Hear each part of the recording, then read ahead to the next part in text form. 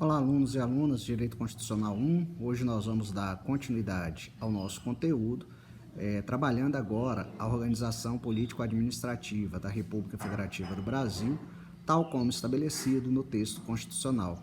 Então, nós vamos perceber já no artigo 18 da Constituição que a República Federativa do Brasil ela é composta pela União, os Estados, o Distrito Federal e os municípios, todos autônomos nos termos dessa Constituição, como estabelece o dispositivo, de modo a espancar qualquer dúvida quanto ao fato do município ser ou não um ente da federação.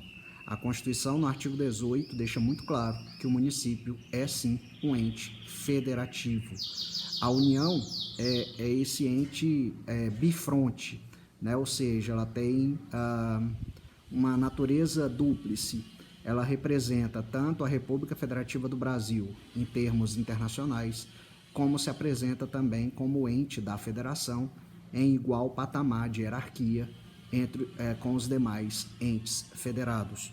O parágrafo 1º estabelece Brasília como a capital federal. O parágrafo 2º fala dos territórios, que não existem mais os territórios federais e, portanto, se vierem futuramente a ser criados novamente, esses dispositivos relacionados ao território voltam a ter eficácia, né? E o que nos interessa aqui são os parágrafos 3º e 4º, que tratam das condições, dos requisitos para a criação, incorporação, desmembramento e fusão de estados e municípios. O parágrafo 3º trata do caso dos estados e o parágrafo 4º dos municípios. Então, os estados podem se incorporar entre si, se subdividir ou se desmembrar para se anexarem a outros ou formarem novos estados ou territórios federais mediante a aprovação da população diretamente interessada através de plebiscito e do Congresso Nacional por lei complementar. Então, a Constituição, para que seja possível a criação de novos estados, né, por meio desses processos de desmembramento, fusão, incorporação, anexação, etc., vai exigir a oitiva da população diretamente afetada por meio de plebiscito e a participação do Congresso Nacional por meio de lei complementar.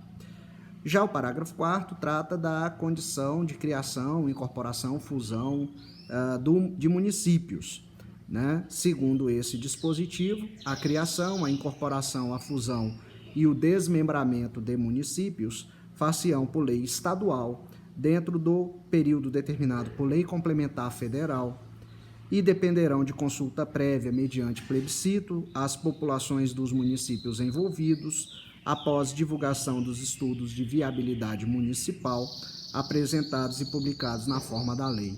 Então, para o caso de municípios, exige-se, além da oitiva da população dos municípios envolvidos, de uma lei estadual e de uma lei prévia, de uma lei complementar prévia federal, ainda a apresentação, a divulgação de estudos de viabilidade municipal, o que torna, portanto, esse processo mais complexo do que em relação aos Estados membros.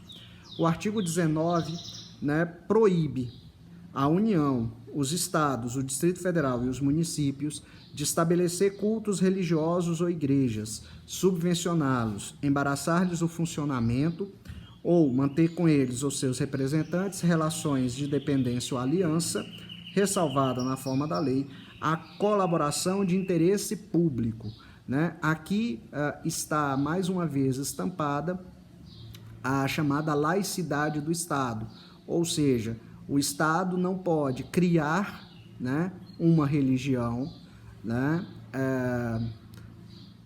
não pode estabelecer uma religião e também não pode dificultar, embaraçar, proibir o exercício de religiões.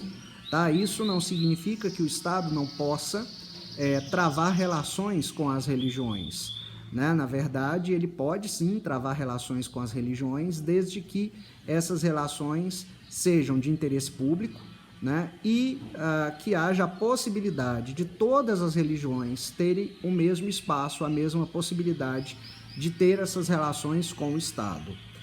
O inciso 2 proíbe também todos os entes da federação recusar fé aos documentos públicos. E o 3, criar distinções entre brasileiros ou preferências entre si. E aí, no nosso próximo encontro, nós já vamos trabalhar os entes federados, começando com a União. Até lá, pessoal!